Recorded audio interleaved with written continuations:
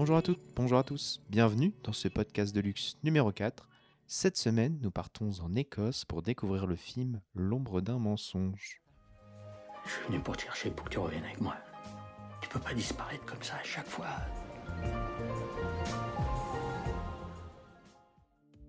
Le 9 mars 2022, nous avons reçu l'acteur et réalisateur Bully Lanners au Cinéma Luxe pour la projection de son film L'ombre d'un mensonge. La rencontre avec les spectateurs a été enregistrée. Je vous laisse donc découvrir cet échange. Merci. On se remémorait tous les deux la dernière fois que tu étais venu. C'était pour les premiers et les derniers, il y a maintenant 6 ans, puisque le film était sorti en 2016. Alors après, le film que vous venez de voir a pu sortir beaucoup plus tôt, mais il s'est passé ce que vous savez, et donc ça a pris du temps. Mais quel changement radical, en fait, par rapport à déjà tout ce que tu avais pu faire. On se retrouve là en Écosse, dans un lieu insolite, un peu perdu. Donc, comment tu t'es retrouvé là-bas déjà, pour commencer? Alors, la genèse de la genèse, c'est moi j'ai une relation très passionnelle, fusionnelle avec l'Écosse. J'y vais chaque année depuis 30 ans, même plusieurs fois par an. Donc, ça fait 20 ans que je dis à tout le monde que oui, je ferai un Ah oui, jour un c'est film en une Écosse. vieille histoire, alors, avec Oui, c'est une très l'Écosse. vieille histoire parce que même petit, je croyais que ma grand-mère était écossaise. Ça, mes parents n'ont jamais compris d'où ça venait parce qu'on ne voyageait pas, mais j'ai dû voir un truc quand j'étais petit qui m'a marqué. Donc, j'étais persuadé qu'on était écossais et que mes parents n'osaient pas me le dire. Donc, et donc, quand j'étais en Écosse, la première fois, j'avais 18 ans. Donc, pour moi, ça a été la confirmation que j'avais vraiment. Les Écossais me disent que j'ai certainement dû vivre là dans une autre vie, comme dans Outlander, un truc. Je devais être un mec bien, apparemment. Et donc, j'avais toujours dit à tout le monde que je ferais un jour un film en Écosse, mais je ne savais pas du tout lequel. Et après les premiers derniers, je voulais marquer une espèce de rupture avec ce que je faisais. Et je me suis dit, c'est le moment d'aller m'installer là sur l'île et puis d'écrire un truc. J'étais parti pour écrire un polar, un thriller. On avait racheté les droits d'un roman. J'avais insisté vraiment lourdement auprès de mon producteur pour acheter les droits. Puis quand je me suis installé sur l'île et que j'ai relu le roman, je me suis rendu compte que c'était pas du tout une bonne idée. Donc j'ai eu un grand moment de solitude. Et puis le déclencheur, ça a été la musique des Soul Savers, Wise Blood, quel morceau qu'on entend quand ils se prennent les mains. Et là, je me suis dit, bah, faut faire une histoire d'amour, quoi. Donc, c'était parce qu'avant, tu étais plutôt sur les histoires d'amitié. Oui, il y a la famille aussi qu'on retrouve quand même dans le film, mais donc tu t'es senti tout d'un coup capable de parler d'amour. C'est un changement. Oui, bah avec l'âge, je n'osais pas avant, parce que voilà, faire une histoire d'amour, c'est un peu casse-gueule. Si jamais on rate, c'est vraiment, c'est carrément la honte, quoi. Les gens vont dire, il est même pas foutu de parler d'amour, donc ça doit être terrible. Donc, oui, l'âge fait que je pense que j'ai osé faire un truc. Et Mais d'ailleurs, vous allez nous dire s'il Bully a été oh, non, ne dites rien, capable de parler d'amour ou pas, hein, parce qu'évidemment, là, non, ça c'est horrible. là vous n'hésitez pas à demander la parole. C'est le principe des échanges. Donc, vous me faites signe et puis j'interviens immédiatement. D'ailleurs, si quelqu'un veut intervenir maintenant, n'hésitez pas à lever la main. Mais pour l'instant, non. On retrouve quand même des choses, des éléments, et notamment les paysages. Enfin, on sent que parce que tu dis que ça faisait 30 ans que tu allais en Écosse, mais on sent ce besoin aussi de filmer des paysages. Il y a l'eau aussi qui, je pense, est importante pour toi, dans ton histoire peut-être personnelle, mais aussi dans tes films, puisque c'était ça aussi dans Les Géants, par exemple. Et la terre dans Eldorado. Enfin voilà, il y a la nature, quoi, est très présente, et je crois que c'est quelque chose qui est très fort en toi. Bah, la nature a toujours été un élément important dans ma vie. Je viens de la campagne et donc j'ai toujours été très très proche de l'environnement dans lequel j'ai grandi, avec beaucoup d'amour pour cet environnement. Et puis effectivement, enfin, je suis peintre, moi, à la base, j'ai pas fait d'études de cinéma, ni même de comédie, et je peins des paysages, donc j'ai toujours été amoureux du paysage d'une manière générale. Et effectivement, l'idée d'aller tourner en Écosse, la seule excuse, c'était pour pouvoir filmer ces paysages-là, sans avoir. Donc j'aime bien magnifier, ou en tout cas que la nature soit présente dans mes films, parce que ça raconte quelque chose aussi, voilà, sur pas seulement le rapport de l'homme à la nature, mais la solitude d'un être humain est parfois bien marquée aussi à travers des paysages très très larges et très vastes. Puis ça aurait été dommage d'aller en Écosse et de ne pas filmer l'Écosse. Ça, c'est quand même. Ça aurait été dommage de faire un film en Écosse dans un intérieur, dans un appartement, par exemple. Ça aurait été. Il y en a Mais peut-être qui le font. T'es quand même dans une île, donc c'est un peu aussi Oui, circonscrit finalement, parce que les autres films étaient plutôt en mouvement. ouais, ici c'est la première fois que, en fait, dans mes autres films, on était en mouvement, mais jamais on était dans quelque part. C'est-à-dire qu'on ne s'était jamais identifié l'endroit où l'histoire se passait. C'était quelque part. Ici, dans un endroit qui est spécifique et qui est identifié, identifiable. Donc, le voyage a été fait, c'est pour ça que les gens circulent moins, de toute façon, parce que le voyage. À un moment donné. Et dans le choix de l'île, il y a uniquement la nature, mais où il y a Non, aussi non, les oui. individus, enfin, les presbytériens, enfin Ouais. tout ça compte beaucoup dans le film. Oui, en fait, je crois que j'ai fait toutes les routes d'Écosse. Et la dernière île que j'ai vraiment découvert, c'est l'île de Lewis parce qu'elle est plus loin. Elle est plus difficile d'accès, ça coûte plus cher pour y aller. Et on vous dit toujours, bah, c'est pas spécialement la plus belle. L'Écosse flamboyante, elle est dans les Highlands, sur l'île de Skye, etc. Donc, je l'ai découvert assez tard. Mais ce qui m'a marqué sur l'île de Lewis, c'est que c'est effectivement le fief de l'église presbytérienne qui est très présente sur l'île et qui vraiment rythme la vie sociale de l'île de manière très forte, avec beaucoup d'interdits. Et donc, il y a aussi ce dress code du dimanche, ils appellent le Shabbat chrétien, où vraiment les femmes mettent des chapeaux, sont habillées en noir. Même les enterrements, il y a un protocole très particulier. Les femmes ne peuvent pas accompagner les hommes à la mise en terre, elles doivent rester à l'église. Donc, il y a des trucs qui sont un peu, qui rappellent parfois le 19e. Donc ça m'avait séduit, moi, en tant que réalisateur, évidemment, parce il y a un exotisme sur l'île qui vient de là et qu'on ne retrouve pas ailleurs. Et puis, bon, c'est pas dans le film, c'est aussi l'île qui est le bastion de la langue gaélique, qui est toujours pratiquée là-bas couramment. C'est-à-dire que les enfants parlent d'abord gaélique et apprennent l'anglais à l'école. Donc tout le monde parle gaélique, qui est une langue celte. Donc il n'a aucune connexion ni avec une langue francophone, ni une langue germanique. Donc c'est très exotique pour moi. Oui, parce que là, on a effectivement le lieu qui est totalement différent, la langue qui est totalement différente. Donc, s'engager comme ça les sur un mœurs, projet, ouais. c'est. Et puis, C'était un projet totalement différent. Ah bah aussi, ouais, ouais. c'est une rupture, quoi. Ouais, ouais, ouais. C'est. Est-ce que vous voulez intervenir? Vous êtes bien sage. Non, mais vraiment? Ah bah, je vous apporte le micro. C'est mieux pour les gens derrière parce que sinon ils vont pas vous entendre. Et puis en plus de ça, il y a une petite machine qui enregistre. En fait, je voulais faire un parallèle vraiment fort entre les paysages que vous aimez, ça se voit, et cette histoire d'amour. Les paysages sont assez rudes. On voit l'économie même de gestes, de mouvements, de paroles, et cette histoire d'amour, c'est un peu aussi comme ça, avec une économie presque de regards, de mots, mais on sent en fait toute la profondeur, la beauté des paysages quand on voit. C'est vrai que ça se passe de mots presque. Et en fait, cette histoire d'amour, c'est un peu ça aussi. Il y a beaucoup de choses qui passent dans le non-langage, en fait, juste dans l'émotion qu'on peut ressentir, ou quelques gestes, ou juste deux doigts qui se touchent, ou un regard un peu de côté. Et c'est vraiment, moi, en fait, ce que j'en retiens de ce film, c'est vraiment ça, ce parallèle paysage, paysage et cette histoire d'émotion et d'amour entre deux personnages. Merci.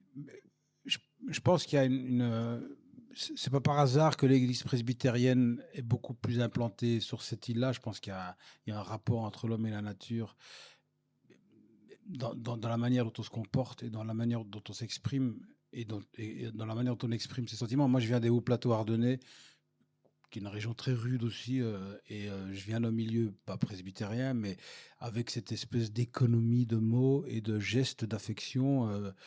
Ma mère m'a jamais dit je t'aime, mon père non plus. Je veux dire, c'est des trucs qui paraissent totalement surréalistes pour moi d'entendre ma mère me dire ça, mais je sais que ma mère m'aime et je sais il y a une économie de mots, de regards. Donc c'est pour ça que peut-être que j'ai vraiment, je me suis senti bien sur cette île parce que je viens d'un milieu très retenu comme celui-là aussi, mais qui paradoxalement est plein d'amour aussi. Hein.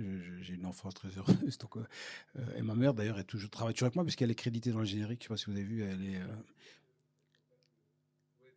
oui, oui. Ma mère est créditée chaque fois en météo.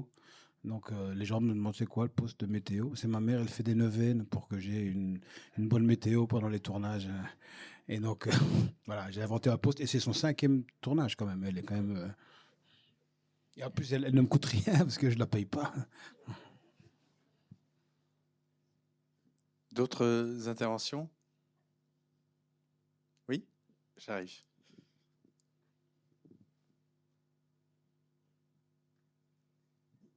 Moi, je voulais juste vous interroger sur la question de la mémoire et donc de l'absence de mémoire dans cette histoire, justement, et quelle fonction vous lui portez, en fait, à cette absence de mémoire dans cette histoire en particulier, qui est cette histoire d'amour. Est-ce que vous voulez raconter qu'il n'y a pas besoin de mémoire pour construire une histoire d'amour, qu'il n'y a pas besoin de mémoire pour se regarder dans le miroir et se regarder en face, ce qu'on voit à un moment donné? Enfin, voilà, je voudrais votre point de vue par rapport à ça. Bah, moi, je crois qu'il faut de la mémoire. Il faut surtout. On m'a demandé si vous deviez oublier quelque chose, qu'est-ce que vous aimeriez oublier? En fait, rien. Moi, je pense que j'ai envie de me rappeler de toutes mes erreurs aussi. C'est ce qui nous permet d'avancer. Donc, moi, j'adore l'histoire. L'histoire, c'est vraiment le gardien de la mémoire aussi de notre société. Et c'est important de connaître l'histoire pour ne pas refaire les mêmes erreurs. D'ailleurs, on est en train de voir qu'il y a des gens qui ont oublié l'histoire là pour le moment. Moi, ici, l'histoire, c'est simplement d'un point de vue dramaturgique, c'est que ça me permettait d'avoir de starter cette histoire d'amour. C'est-à-dire que comme lui est timide et qu'il n'a jamais osé faire le premier pas, elle n'aurait jamais imaginé. Donc elle se sert de cette perte de mémoire en se disant, là j'ai une fenêtre de tir possible, je fais vraiment un pas de côté sur ma morale parce que chez les presbytériens, mentir est le pire des péchés. Et elle dit, tant pis, moi, pour pour être aimée une fois, en espérant que ça marche. Puis elle lance un processus qu'elle n'arrive pas à maîtriser. Mais moi, la mémoire me permettait d'avoir un personnage qui est un reset tout à coup. Et sans ça, l'histoire n'aurait jamais existé parce que ni l'un ni l'autre n'aurait jamais avoué, et puis lui serait mort et elle n'aurait jamais vécu cette histoire, ni lui non plus d'ailleurs. Donc moi, la mémoire, c'est intéressant en termes de scénario, un amnésique en fait. C'est super intéressant. Sauf qu'en général, dans les films d'amnésique, on essaie de savoir, tiens, mais qu'est-ce qui s'est passé dans sa vie avant? Donc ici, il fallait qu'on ait un amnésique et il fallait qu'on se foute un peu de ce qui s'est passé dans sa vie avant. Il fallait surtout qu'on fasse le focus sur ce qui se passe dans sa vie au moment où le film se passe. Je ne sais pas si je réponds très bien. Et puis, parfois, dans les fictions, c'est pour ça que je fais référence à Jason Bourne, parce que ça, c'est typique le film d'amnésique, c'est-à-dire le mec est amnésique, donc tout le mystère est qu'est-ce qui s'est passé avant. Ou dans 13, la BD, c'est chaque fois essayer de savoir ce qui s'est passé avant. Ici, en fait, on s'en fout de ce qui s'est passé avant. Il y a aussi le fait que parfois, on se demande si l'amnésique ne fait pas semblant d'être amnésique. C'est le cas dans un film qui va sortir prochainement, là, qui s'appelle Apple, c'est un film grec. Mais voilà, il y a parfois des moments où on peut se demander sur ton personnage, est-ce qu'il fait semblant ou pas semblant Je pense qu'il y a des moments où il se doute qu'il y a parce qu'il veut pas parler de quand il coupe les carottes là, il veut pas elle lui demande si tu poses jamais de questions. Ça rejoint un peu la question de madame. Ouais. Est-ce qu'il y a besoin à un moment de rompre avec le passé pour engager quelque chose dans l'avenir en fait? Oui, on peut rompre, mais ça pas rejoint oublier, un peu parce que finalement ton histoire avec le cinéma. Ouais, ils peuvent pas mentir tout le temps. C'est-à-dire qu'une histoire, ça repose quand même sur l'honnêteté. Donc à un moment donné, les choses, elle sait que ça peut pas durer longtemps. Elle sait qu'il y a un moment où ça va se terminer. Parce que tu peux pas. Enfin, je pense que l'honnêteté, c'est le ciment du couple. Donc, on peut pas rester sur un mensonge. Mais je pense que lui, même si sa mémoire revient, le fait qu'elle ait menti, c'est super, je trouve. Enfin, moi, je serais amnésique et tout à coup, une femme me dit on était ensemble et après, je sais qu'elle a menti je trouve ça super. Par contre, ce qui est de moins cool pour lui, c'est que quand il retrouve la mémoire, il sait qu'il a fait des AVC. Voilà. Donc, la mémoire, c'est un drôle de truc. Ouais. Oui. C'est un très beau film. Je voulais parler de votre casting, notamment. C'est la première fois que je vois cette actrice et j'ai trouvé que ça participait vraiment de la magie du film. Donc, comment s'est passé votre casting? Et vous citez aussi, Julian Glover qui joue le rôle d'Angus. Ouais. Donc, c'est peut-être un acteur connu. En fait, j'ai pas repéré qui c'était. Julian Glover, on l'a vu quand on était petit dans Indiana Jones. Il faisait un nazi. le truc de l'Arche perdue, là, il faisait le méchant. Bah, oui, forcément, le méchant. Pas le gentil nazi, il faisait le méchant nazi.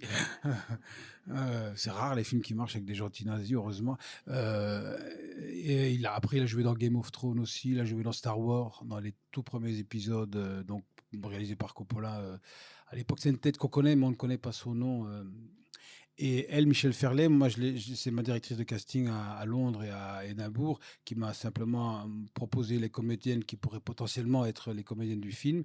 Et dans la liste, bon, moi, j'en avais 2, 3 en tête, mais dans la liste, il y avait Michel Ferlet et je l'avais pas, je l'avais zappé complètement parce que et puis je me suis dit, mais oui, c'est elle qui joue dans Game of Thrones, elle fait la Catelyn Starks, donc c'est un rôle qui a marqué la série. Et je me dis, mais elle, quand j'ai vu la photo, je me suis dit, bah, évidemment, c'est elle. Elle a cette espèce d'austérité, de rigidité, mais en même temps, on sent que derrière, il y a énormément de sensualité. Donc voilà, le processus a été long, presque, parce que travailler avec les anglo-saxons, c'est compliqué, c'est très procédurier. Mais une fois que le contact a été pris, ça a été très vite après. Et le choix de Clovis Cornillac aussi est judicieux parce qu'il est très crédible. C'est mon Enfin, frère, hein. C'est dans la vraie vie, c'est un peu mon frérot, Clovis. Donc, et je savais qu'il avait une barbe à ce moment-là, et je me suis dit, ça fonctionnera parce qu'il fallait que je raconte cette fratrie en très peu de scènes, en très peu de mots, et il fallait qu'il y ait un truc qui physiquement pouvait fonctionner. Voilà, ça peut marcher. On se dit, c'est mon petit frère, quoi. Ouais. Merci pour ce beau film. Pour finir sur le casting, quand même, je crois savoir que l'acteur principal, ça devait pas être Bully Lanners. Non, en aucun cas. Voilà. Et donc, comment l'acteur principal est devenu Bully Lanners? Parce que celui que j'avais... Donc moi, j'ai écrit tout le film pour un petit comédien italien, tout petit. C'est Matteo qui joue dans Dogman. Mais Matteo n'était pas libre. Puis de toute façon, Matteo parle ni anglais ni français, donc ça allait être compliqué.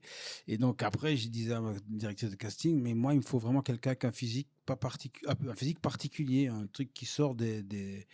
Je dis, je m'en fous, il peut être petit, mais ça peut être un gros aussi. Elle me dit, bon alors... on en a sous le coude là. Je dis bon non. Et puis elle m'a dit bah si, tu trouveras pas d'autres. Donc c'est elle qui m'a convaincu. Je dis ok. Et à partir de là, j'ai réécrit des séquences, notamment les séquences de tatouage, tout ça qui n'était pas du tout dans le film. Et j'ai réadapté toute l'écriture au fait que ce soit moi. Oui, parce que finalement, c'est un personnage qui te ressemble un peu. C'est-à-dire qu'effectivement, il y a les tatouages, ça, on peut pas en faire abstraction.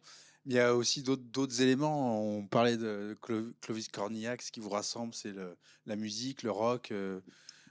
Je sais plus s'il y a une guitare dans l'image, mais tu as toujours pensé être le meilleur guitariste du monde, par exemple. J'y crois encore. Non, j'y crois plus. Non, mais donc voilà, finalement, raté, le personnage te ressemble beaucoup. Bah oui, on est des ratés. Ouais. Oui, le personnage est devenu très proche de ce que je suis. J'ai vraiment réécrit beaucoup, en fait, quand on a changé. Parce que je me suis rendu compte qu'il y avait matière à faire quelque chose de personnel et j'osais peut-être pas le faire le dernier pas, et le fait que Matteo ne le fasse pas, finalement ça m'a servi. C'est ça. Et d'ailleurs le gars s'appelle Phil et mon vrai prénom c'est Philippe. C'est la première fois. En fait voilà, c'est finalement c'est ce que ça devait être. Le film, c'est quelque chose qui parle beaucoup de toi, je pense. Je me souviens de discussions par exemple sur les premiers et les derniers, indépendamment du film, et sur la société dans laquelle on vivait. Déjà, tu étais très en retrait par rapport à des tas de choses, la mondialisation, l'appauvrissement, et se retrouver comme ça dans une île un peu à l'écart, c'est quelque chose peut-être qui te ressemble, non, je sais pas. J'aurais pu terminer comme Phil et avoir un parcours comme lui. C'est parce que j'ai fait du cinéma, que j'ai rencontré ma femme et que j'ai pas la même vie que lui, mais j'aurais pu terminer comme lui. Et effectivement, terminer sur une île comme celle-là. D'ailleurs, j'ai failli acheter une maison, j'ai envie de m'installer là-bas, donc moi, j'aime beaucoup ça. C'est ma femme qui m'a interdit de le faire. Non. Elle fait du travail parce qu'elle sous le vent. Elle interdit beaucoup de choses quand même. Non, elle interdit rien. Mais non, elle interdit rien, mais elle n'a pas envie de se retrouver toute seule sur une île sans bagnole où il y a du vent tous les jours, quoi. Je la comprends. Vous voulez intervenir? Oui.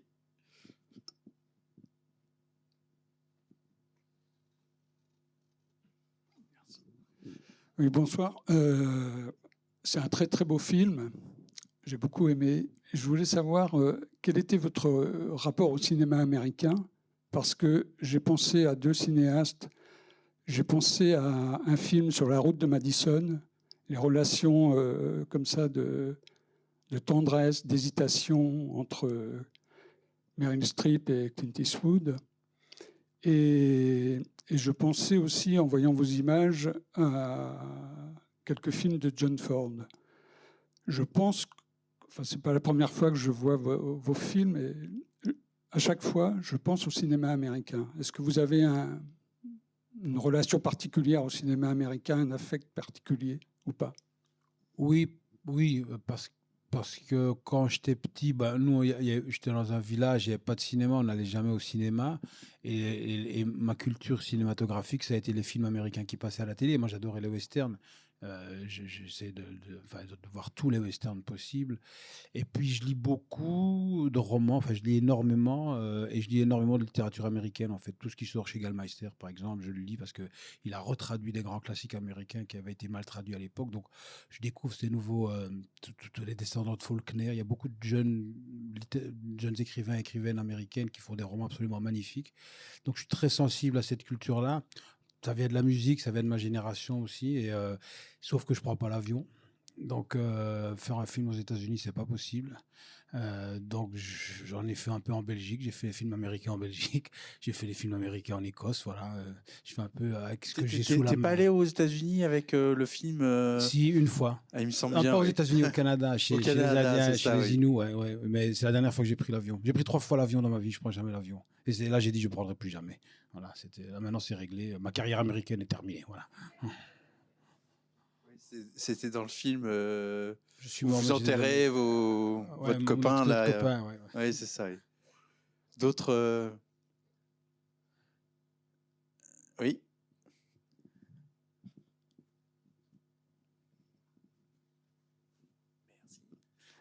Bonsoir et bravo. Enfin, vraiment, je suis très touché par le film et je suis tout à fait d'accord avec le spectateur d'avant sur la relation à Clint Eastwood et sur la route de Madison. Ça me parle beaucoup. Après, je reviens sur la question que vous aviez posée tout à l'heure, que je trouve vraiment très beau, la façon dont vous filmez les personnages. Le décor, on en a parlé. Moi, je trouve beaucoup de filiation avec ce que vous avez fait avant, les grands plans en scope, c'est-à-dire cette grande image qui embrasse les personnages. Et je trouve que dans le film, ici, il y a le décor, c'est ça qui est très beau, c'est qu'on le voit beaucoup parce que c'est filmé en cinémascope, donc en image vraiment panoramique, très, très large. Et on sent que les personnages sont à l'intérieur de ce décor-là, et quand on zoome sur eux, ça devient encore plus beau, je trouve, parce que il y a un rapport entre moi qui m'émeut beaucoup, entre le décor, les personnages, et comment ils arrivent à vivre dans cette rudesse. Et je me posais la question de savoir justement avec le chef opérateur, la personne qui cadre, qui fait la lumière, comment vous travaillez tous les deux. Est-ce que vous avez des références justement sur la peinture, parce que voilà, je trouve ça vraiment beau, et on sent que vous êtes, il y a un esthétisme mais qui est pas de l'esthétisme pour l'esthétisme, qui a du sens en fait. Vraiment, ça, je trouve qu'on embrasse les personnages, on a envie de les embrasser, même presque physiquement. Comment ça se passe? Oui. Non, effectivement, ici, j'ai changé une partie de mon équipe pour des raisons contractuelles, parce qu'on n'avait pas de coproduction avec la France et puis qu'on avait une coproduction avec l'Écosse. Et donc, j'ai travaillé avec un chef opérateur avec qui j'avais jamais travaillé. J'ai fait mes 4 films précédents avec le même chef op. Ici, je travaille avec un chef op hollandais qui s'appelle Frank van den Eden. Et on avait des références, comme sur tous mes autres films, non pas à d'autres films, mais à de la peinture. Donc moi, je viens de la peinture. Je peins des paysages. Et donc, on est reparti sur des paysages, un peu du Turner, du Constable, des choses classiques, mais aussi Andrew Wyatt pour les intérieurs. Et donc, comme on a aussi eu moins de budget que prévu, parce qu'on a fait le film avec vraiment très peu d'argent, on nous a réduit le temps de travail. Donc, on avait droit à 42 jours de tournage. Ça a été réduit à 30 jours. Donc, mais vraiment juste avant le tournage. On a dû faire des choix radicaux, esthétiques aussi. C'est pour ça qu'on a beaucoup de plans séquences, parce qu'on n'avait pas le temps de découper plus. Et dans ces plans séquences, il y a beaucoup de travelling en fait dans le film, très lent, mais et donc on change le point, ce qui permet de passer dans le même plan de paysage à tout à coup se rapprocher sur le personnage, ou le contraire parfois, on s'éloigne. Et donc on a joué aussi sur la profondeur de champ. Il y a pas mal de scènes où il y a un changement de point, et le personnage qui parle devient flou, il continue à parler, et on est sur elle, par exemple à table, quand elle se lève, quand son neveu se lève, etc. Donc on a joué là-dessus pour en même temps, c'est de la contrainte positive, parce que c'est l'absence de budget qui nous oblige à aller à l'essentiel, et finalement, c'est intéressant. Voilà. Et c'est effectivement des références, mais uniquement à la peinture, jamais à un autre film, parce que je trouve que ça fausse le truc. D'autres interventions dans la salle? Alors, il y a un autre élément important, mais on l'a déjà évoqué, c'est évidemment la musique, le rock. Et là aussi, il y a des choix qui ont été faits, mais alors je pense aussi localement, en fait. Ouais, alors l'élément déclencheur de l'écriture, c'est un morceau, hein, donc c'est le morceau des Soul Que tu Savers. disais tout à l'heure, oui. Après, on essaie, enfin j'essaie dès le début, pendant le tournage, d'avoir déjà enfin, un schéma de bande originale. Donc on a demandé aux Soul Savers, on a racheté d'autres morceaux, on a demandé qu'ils composent des trucs, mais ça fonctionnait pas, ils n'étaient pas libres, puis ils allaient être très chers, et on n'avait vraiment pas d'argent. Donc j'ai demandé à Pascal Imbert de faire quelques nappes, j'ai demandé à des copains, on a racheté 2 morceaux, et puis il C'est manquait... quoi ce qu'on appelle les nappes? Des nappes, Moi, je suis nul, moi. c'est pas une musique vraiment identifiée, c'est pas un morceau, quoi. On a racheté, par exemple, le morceau de Spain à la fin, celui du générique qui s'appelle Nobody Has to Know, ou le morceau de Damien Jurado, ça, c'est des tracks, c'est des morceaux qui existent déjà. Le morceau de Spain, c'est un morceau qui a été enregistré il y a 20 ans. Mais les nappes, c'est ces petits fonds musicaux qui ne sont pas des morceaux en soi, mais qui font la jonction entre des musiques de film. Il y a des musiques qui sont dans le film, et puis il y a des nappes, une couche de violon, toute simple. Mais si on l'enlève du contexte du film, c'est juste 3 notes de violon. C'est pas un truc qu'on peut écouter sans le film. Donc ça, c'est des petites nappes. Mais il nous manquait encore des choses. Et là, ça a été le petit miracle parce qu'on était vraiment en fin de mixage et on ne trouvait pas le musicien qui nous permettait de faire vraiment le ciment entre toutes ces musiques-là. Et c'était vraiment simplement mon monteur son habite à la campagne. Il a son studio chez lui. Il a un voisin qui est arrivé et qui voulait voir comment se passait un montage son, parce qu'il est un jeune professeur dans une académie de musique dans un village, et il avait amené un petit morceau de piano. Donc on a poliment écouté en se disant, bon, on perdra un peu de temps, mais c'est pas grave.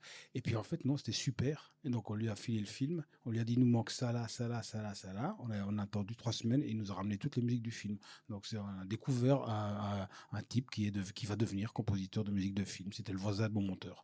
Ça, c'est les musiques, c'est les miracles, ça c'est super. Les miracles du cinéma, oui. Ah ouais, heureusement qu'il y en a un. Et puis alors, on a travaillé avec des locaux sur l'île, parce que j'ai plein de potes là sur l'île qui font plusieurs métiers pour s'en sortir. Donc ils sont charpentiers, ils ont des moutons, ils pêchent, ils braconnent. Et puis alors, ils bossaient un peu sur le film. Et il y en a un, Spain, qui était notre régisseur, qui nous a revendu. Il faut lui acheter toutes les musiques de bar, c'est les siennes en fait, c'est celles de son groupe. Magnifique. À vous. Oui.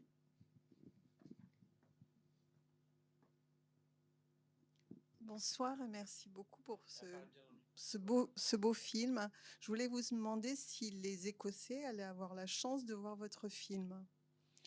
Alors oui, cette semaine déjà, parce qu'il y a le festival de Glasgow, j'y serai pas, mais le film est projeté là-bas. Alors oui, il va être acheté sur le territoire, mais il y a une partie des Écossais qui ne le verront jamais. Ce sont pour percer l'intimité culturelle de l'île, il faut aller à la messe. Et donc dans cette église presbytérienne, le mensonge est le pire truc. Donc moi j'ai rencontré un révérend, le révérend Fraser, qui m'a beaucoup aidé. Donc j'allais aux messes presbytériennes toutes les semaines parce qu'il fallait entretenir cette relation. Mais bon, ils sont vraiment radicaux de chez radicaux, ils sont créationnistes, etc. Mais dès le début, il m'a dit, chez nous, on peut raconter que la Bible. Si on raconte une histoire, c'est mentir. On peut pas. Donc on te prévient déjà, on n'ira jamais voir ton film. Donc ceux-là ne le verront pas, ça c'est sûr. Ils me l'ont dit. Mais après, ils me disaient en même temps, la maison de ma mère est disponible pour l'équipe, etc. Mais eux, tous ceux-là ne viendront jamais voir mon film. Sauf s'ils sont excommuniés. Mais le film sort en Écosse, il est sorti déjà. Hein. Non, il n'est pas sorti. Là. Il y a le festival de Glasgow maintenant, il va sortir plus tard. D'accord. Ouais. Il est sorti même pas en Belgique. Il sort le 23 comme en France, en Suisse d'accord. et au Luxembourg. Et au Luxembourg, là. Pour le 23, après, il sort ailleurs, mais un peu plus tard. Quelqu'un veut... Allez-y. Merci. Bonsoir. C'est juste une petite interrogation, en fait. Moi, je suis allée en Écosse il y a bien des années et j'ai souvenir, alors peut-être parce qu'à l'époque, je pratiquais très mal la langue, mais en fait, plus on va dans le nord de l'Écosse, plus c'est difficile de comprendre les Écossais. Et bizarrement, dans le film, en fait, on comprenait très bien. Mais en fait, moi, je trouve qu'on. Enfin, bon, moi, c'est parce que je vais souvent dans le Nord. Moi, j'ai du mal de comprendre les. Parce qu'on avait une partie de l'équipe qui venait de Glasgow, et eux, je comprenais rien. Oui, dans la banlieue, mais Ouais, mais même Glasgow, c'est vraiment. En fait, les accents sont très marqués en Angleterre, hein. On avait le prêtre qui fait le sermon, il vient de Leeds, mais quand il parlait l'anglais de Leeds, on comprenait absolument rien.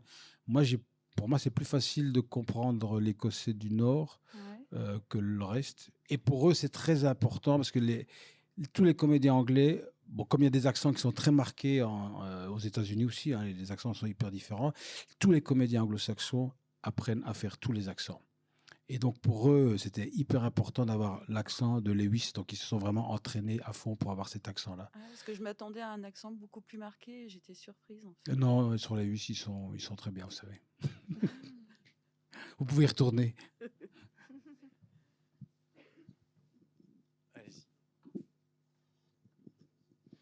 Bonsoir, merci pour le film. Je me demandais, j'ai trouvé qu'il y avait quelque chose de très menaçant dans le film. Est-ce que ça tient à la rigidité de la religion qui pèse, à la morale très très forte, ou est-ce que du coup, c'est les personnages, quand ils ont joué, ça a créé une menace que vous n'aviez pas écrite à la base? J'ai cru que la femme allait vous tuer en fait. Ah Pour bon? pour se Ah bah finalement, laver, j'ai quand même écrit un pour se thriller. laver Ouais. d'avoir péché. Et j'ai cru qu'à un moment donné, il y allait avoir une histoire. Peut-être c'est les restes du thriller que je voulais écrire au départ. Ah ouais, non, ah ouais, c'est une perception. Non, pas du tout. Pour moi, la seule menace, c'est pas une menace, c'est la pesanteur de la communauté presbytérienne qui est la seule menace, mais c'est pas une vraie menace pour moi. Non, enfin, dans ma tête, en tout cas, elle n'allait pas le tuer. Mais bon, en même temps, chacun s'approprie le film comme il veut.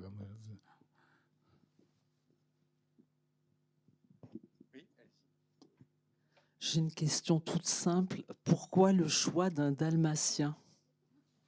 Bah, je voulais faire jouer mon chien, mais mon chien, c'est un border. Enfin, mes deux chiens, c'est les border terriers qui ont joué déjà dans mes films, mais dans la lande, on ne les voyait pas. Ils étaient exactement ton sur ton, donc ça marchait pas, on les voyait vraiment pas du tout. Je me suis dit, bah, il faut un chien dalmatien, super, blanc avec des points noirs. C'est juste une question d'image. Et après, est-ce qu'il y a des propriétaires de dalmatiens dans la salle? Non? Ok. Les dalmatiens sont des chiens très très cons. Ouais. Et en fait, les Écossais, ça les énerve à fond, parce qu'ils ne peuvent pas imaginer qu'un chien soit autre chose qu'un chien intelligent qui doit servir à quelque chose. Ils ne comprennent pas un dalmatien, un truc Et je me dis, ça c'est super pour moi. Donc on a fait venir un dalmatien, qui doit être le premier dalmatien sur l'île de Lewis depuis le néolithique peut-être. Et il était effectivement très con, ouais. Mais plein d'amour, voilà, c'est ça qui compte. Dans la relation avec Brian, c'est ça qui compte, c'est qu'il y ait de l'amour. On a le droit d'aimer si on est con, hein, voilà. C'est vrai que dans les choses personnelles, j'avais oublié le chien. Dans les choses personnelles qu'on retrouvait dans le film. Est-ce qu'il y a d'autres interventions? Alors, oui, j'arrive.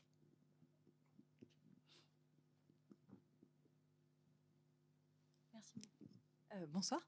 Est-ce que vous avez envisagé de ne pas le faire mourir? Ouais. Et après, je me suis dit, une histoire d'amour, si tout va bien, on l'oublie. C'est un peu comme Roméo et Juliette, si les Capulet, les Montaigu étaient potes, bah, ils auraient fait un mariage, un gros barbecue, et puis on n'aurait jamais eu Roméo et Juliette. Donc il faut qu'il y ait un truc qui marche pas à un moment donné. Dans la route de Madison, s'il fait demi-tour et qu'il va la retrouver, bah oui, c'était chouette, mais on n'a pas ce truc où on se dit, ah non, voilà, et c'est ça qu'il fallait absolument, donc il fallait qu'il meure. Puis il y a cette dimension de la mort, du vivant, enfin, de la chrétienté, enfin des choses Ouais, aussi il y a là tout qui ça, reviennent. mais vraiment dans une histoire d'amour, il faut qu'on se fasse « Oh non !» Sinon, on la retient pas. Non, mais je pense qu'il y a des choses qui vont au-delà de ça Après, dans, oui. dans ce que tu proposes. Et d'ailleurs, je me souviens qu'il y a 4-5 ans maintenant, tu disais un jour je ferai... j'essaierai de faire le film absolu avec des paysages, des choses un thème qui touche les gens, et puis après j'arrêterai de faire du cinéma. Alors, est-ce que tu penses avoir atteint cet absolu? Est-ce que tu vas arrêter de faire du cinéma? Non, l'absolu, ça, je suis, je suis certain que je ne l'ai pas atteint. Mais oui, ça devient compliqué de faire du cinéma. Donc, moi, on me propose plein de rôles, donc je suis bien en tant que comédien aussi. Mais là, j'ai quand même un projet sur lequel je travaille. Mais c'est aussi quelque chose de différent de ce que j'ai fait avant. C'est l'adaptation d'un roman. Enfin, on m'a demandé d'adapter un roman. Et puis, je l'ai lu, j'ai adoré. C'est le roman de Serge Joncourt qui a eu le prix Femina il y a 3 ans. Donc, on a racheté les droits. Et c'est un bouquin qui parle entre 1976 et 1999 à travers une histoire d'amour, de comment toutes les mauvaises décisions ont été prises par rapport à l'agriculture, qui fait qu'on en est arrivé à une agriculture complètement, uniquement productiviste et déshumanisée aujourd'hui. Et pour une fois, ça va toucher donc à quelque chose d'un peu plus politique qui recoupe mes convictions personnelles. Voilà. Donc, il y aura une petite dimension différente dans le prochain. Et puis, c'est l'adaptation d'un roman. Donc, c'est quelque chose que je n'ai pas encore fait. Enfin, je l'ai fait en tant que scénariste, mais j'ai jamais réalisé un film que j'ai adapté. D'accord. Bah, super. Bonne Et nouvelle. après, alors. j'arrête. Voilà. J'étais très inquiet parce que je me suis dit, il va arrêter. Non, après, j'arrête. Est-ce que vous voulez encore poser une question, intervenir? Sinon, on peut éventuellement s'arrêter J'ai là. arrêté, hein, voilà. Et Moi, j'arrête le cinéma, vous arrêtez de poser des questions. sachant que on est encore là, hein, quelques moments, on a un peu de temps. Eh ben, écoutez, cher Bouli, merci beaucoup. Mais merci de m'avoir accueilli. Merci. Bonne soirée. Merci à vous toutes et à vous tous. Merci d'avoir suivi cette rencontre. Je vous encourage vivement à découvrir le film. Il est en salle depuis le 23 mars 2022. À très vite pour un autre podcast de luxe. Et n'hésitez pas à suivre nos réseaux Facebook et Instagram pour vous aussi participer à ces rencontres luxe.